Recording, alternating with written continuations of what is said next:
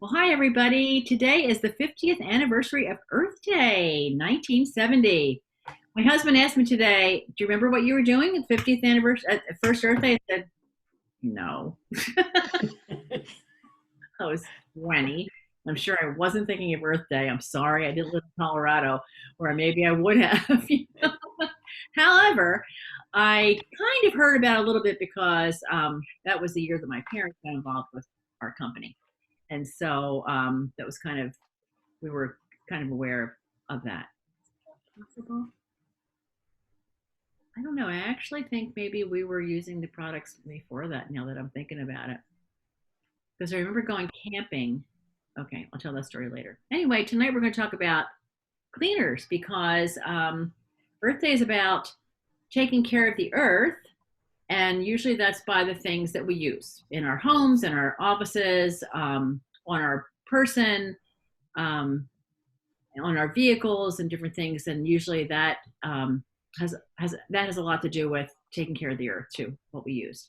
So I was just going to share a little really plain slideshow, not fancy like Becca makes those awesome little things. Mine are just words. But I'm sorry, it's just not fancy. So I'm going to share my screen and go here. And for some reason it looks blank. I don't know why.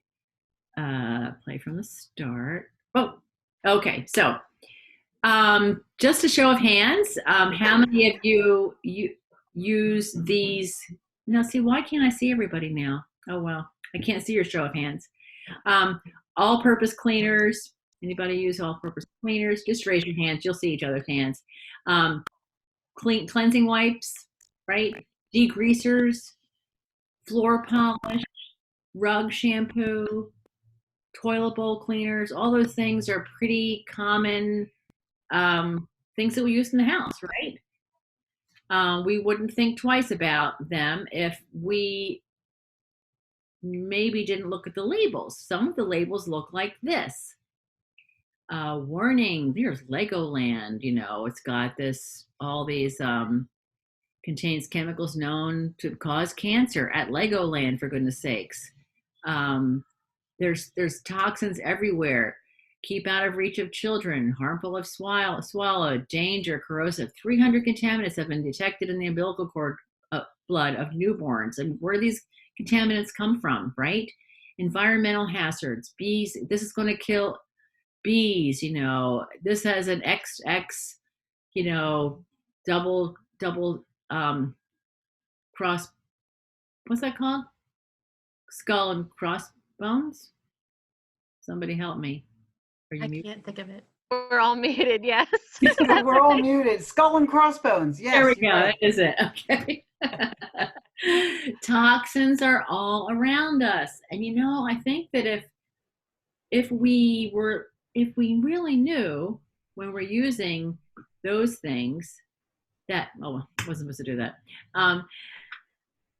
We might think twice.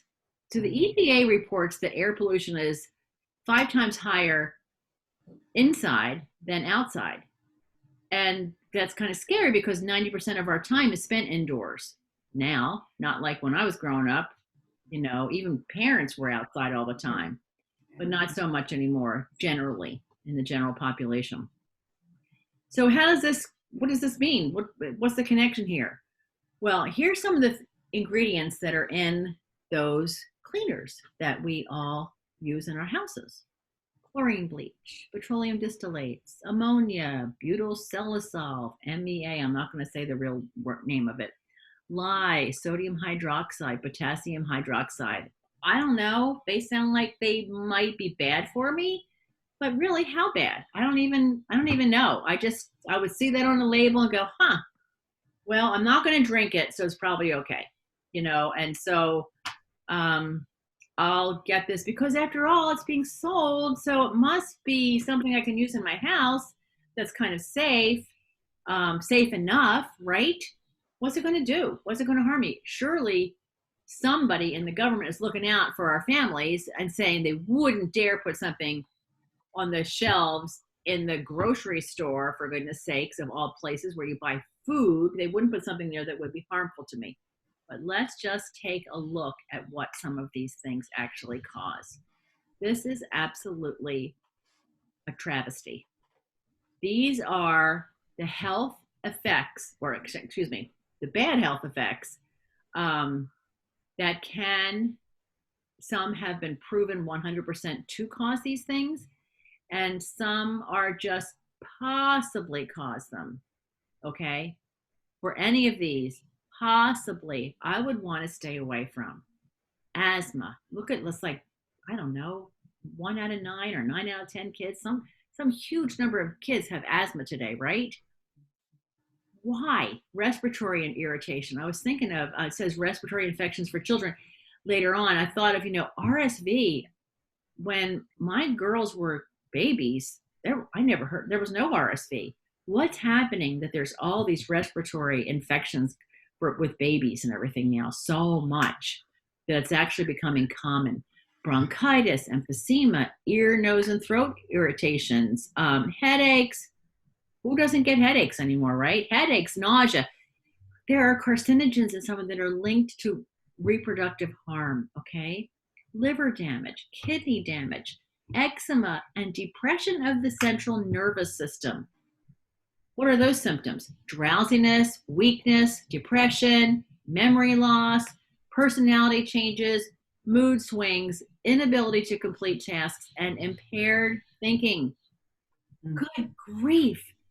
I just think it's just horrible that these things are in our everyday commercial cleaners that we use in our homes. And I can't imagine that if I knew about this and I still went ahead and bought those things that cause that, why would I be doing that? What is that saying about what I think of myself or my family? Like, not the best thing to do. So that's what's going on right now in today's cleaners. They're filled with things that are totally, totally bad, plain old bad for us.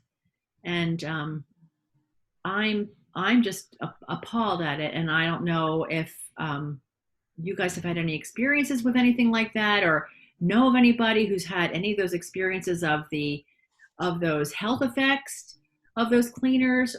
Any stories to tell about that, or before and after stories? Anybody?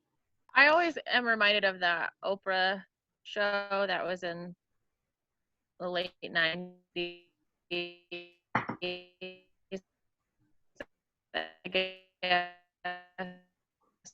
where people who have Oops, you're muted. I said it was interesting. That was it. It was just really interesting. They had to wear air purifiers around their neck. But I mean, they obviously switched to chemical-free cleaners in their homes for life reasons. They had severe effects of that. So they had to do that. But I know you said, like, you would hope the government is looking out for us. And the number of chemicals that get produced annually to the number of testing that's able to be done ends up being about 30% of chemicals that, and because they're cleaners and they're not supposed to be ingested and things like that, they don't go through quite as rigorous as what we would think in our food. Mm-hmm. So there is like a huge gap in that where, I mean, yeah, the government's kind of taken out, but like if you're just changing a simple part of the chemical compound, they often just let that pass when it can end up being a very toxic thing because of how chemicals are built. And then like as in relation to the earth, a lot of like the petrochemicals, whether or not you agree or disagree with the way that petrol is mined, it's still hard on the earth, all the mining that gets done, because we use so much of it. I'm not saying we shouldn't use it, but we use so much of it in so many things. And cutting out petrochemicals in your cleaners is a great way. But then also in your skincare, there's a lot of petrochemicals in our skincare that people don't even think about. In lotions, face creams, lip balms, Vaseline, Aquifer for babies. That's all petrochemicals. And then also the silica chemicals as well, which are basically plastic derivatives, which are also around about from petrol as well. And that's huge in shampoo. It's one of the really that keep your hair silky smooth and soft is silicone. So it's a plastic and a petrol in your shampoo. Right. Just saying, all those things end up being, and especially because as we're washing them down the drain, they're not going to places then that are proper. They're going to groundwaters and oceans and rivers and lakes and things like that. So, and see, a lot of the damage that's done to us is because of those toxins then also going into the groundwater, and then they can't really be cleaned out 100%, and then that's that reproductive system damage. There's a lot of that. Look how many people are infertile now. It's just like, that's just not normal. That's not right. Something has to be causing that. I mean, not saying that but somewhere genetically, I think it's just changing our genetic makeup from mutating, as our bodies reproduce cells, then something's happening that's causing that too. Well, and then also you wonder about the toxins that affecting the telomeres on the DNA, and so it affects aging. Yeah. Also, because it has to be tearing down that DNA. We're talking cellular level, and what's in every cell is the DNA strands, and as they are being those end caps on the DNA or telomeres, and as they are being destroyed by the chemicals and many other things, you got to worry about that aging factor that comes in. It's going to come soon enough. Why should it come? Because we're being bombarded by all kinds of chemicals. Right, exactly. I feel the same way about cancer. Like when my mom found out that she had cancer, I really started to think about that. Like cancer used to be so uncommon, but now everybody has been affected by it in some way. And a lot of it is because of toxins in our environment. Yeah, exactly. Yeah, it really, really is. And all those toxins are doing what Karen's saying is they're damaging. First of all, they're shortening the telomeres, but they're also damaging the DNA itself. And all cancer begins from damaged DNA. It's just like, oh my gosh, why are we doing this to our society, to our whole world, to all of mankind?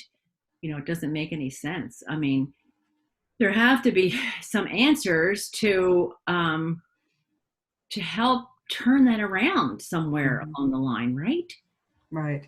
And I think it's awareness, that people just really need to become aware of it. I know that many of the products, the cleaning products that are sold in the United States are not sold overseas, not in the UK, not in several other places, in Europe, because they've been outlawed because they understand that it is poison. And so, beginning to learn about that is how you can protect yourself and your family and the earth too. So what do we do? Not clean our houses? No, I'm really lucky because I found this great company that has wonderful products. I know that company. I know. Yeah. When you had that list, Cheryl, of do you use this and this and this and this, and I sat there going, it's all the same thing, and it's the basic H squared, basic H2, in different concentrations, but then adding, like when you sometimes add the scour off to work. My child grew out the other day with both. Right. Yeah. And so what do we end up with? We end up with cleaners that work, that are great, and they're not doing any damage to us in any way whatsoever.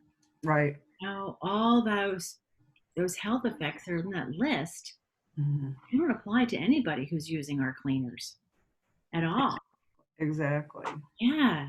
I think about this time of year when people are outside washing their cars, and I wonder about their soap bubbles that are going down the street and into the storm drains, and I think, shoot, I take my bucket of Basic H, and when I'm done cleaning, well, I have a rain barrel. I collect rainwater and I put the Basic H in the rainwater, wash my car, and then I take the bucket and I dump it on my, and I water my plants because it's a dilution of it and it's great for my plants. I put it through my garden and try to make my azaleas bloom And it makes more. your water wetter. Exactly. Makes my water wetter. Yes. Your water goes further and your plants don't die of dehydration and everything. Exactly. Yeah. Exactly. Yeah, because there's not the, what do you call it?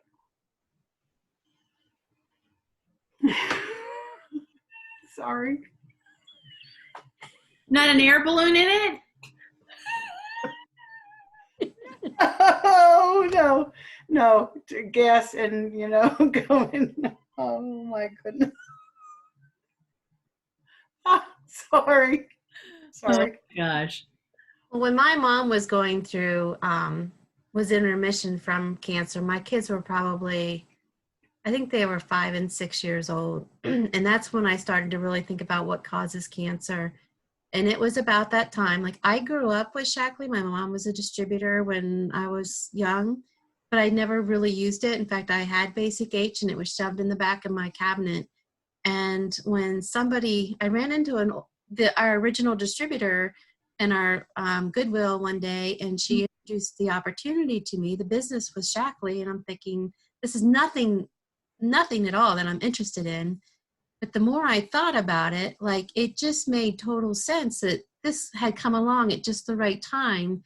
When I was thinking about my mom's cancer and what I could be doing better for my family to help protect them, the more I thought about it, the more I prayed about it, I'm like, yep, this is what I need to do. I joined Shackley as a distributor, and it's been 10 years now, and I would never go back. It's been such a blessing to be able to help others go green and help protect their health too with cleaners.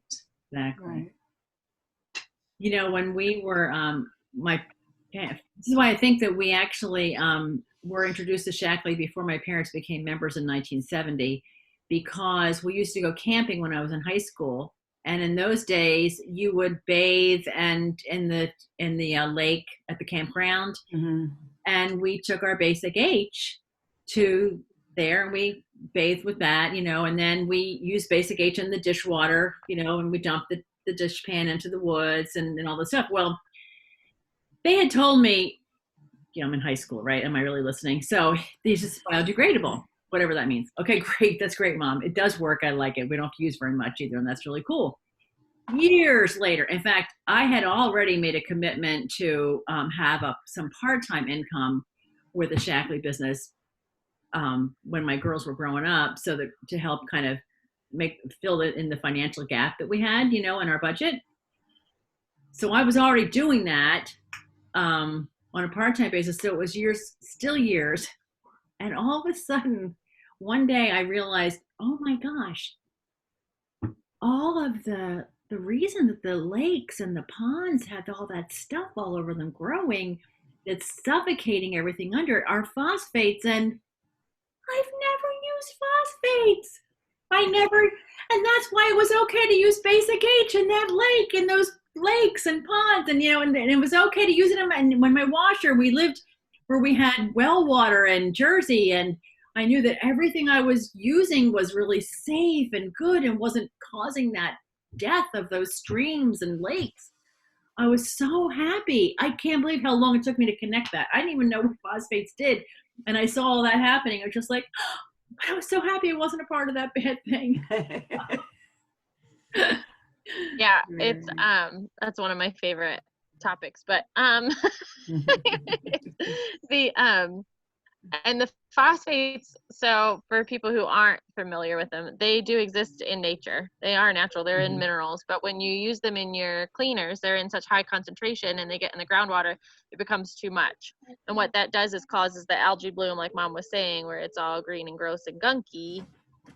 And that ends up cutting off oxygen for the fish, basically, is what happens. Right. And so thankfully there's no phosphates allowed in laundry detergent anymore, Right. nationwide. And that is actually thanks to Shackley in 1972. They did a study, they actually repaired an entire lake in New York, and then New York State switched their ruling, and slowly but surely all the states have now banned phosphates in laundry detergent. I don't know about the other soaps, but definitely laundry detergent. I think that it's still in like dish detergent and dishwasher detergent. I think it's still In some states, yeah. in some states. Mhm. Yeah. Yeah. You have anything to add, Beth? Nice to see you. I'm glad Thank you. Whoa, I'm sorry. Hold on. Sorry.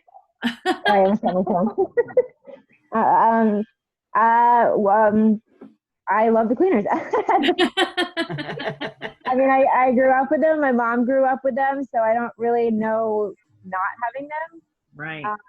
Which is easy to take for granted, but that shows how well that they work, because we were never tempted to really try anything else.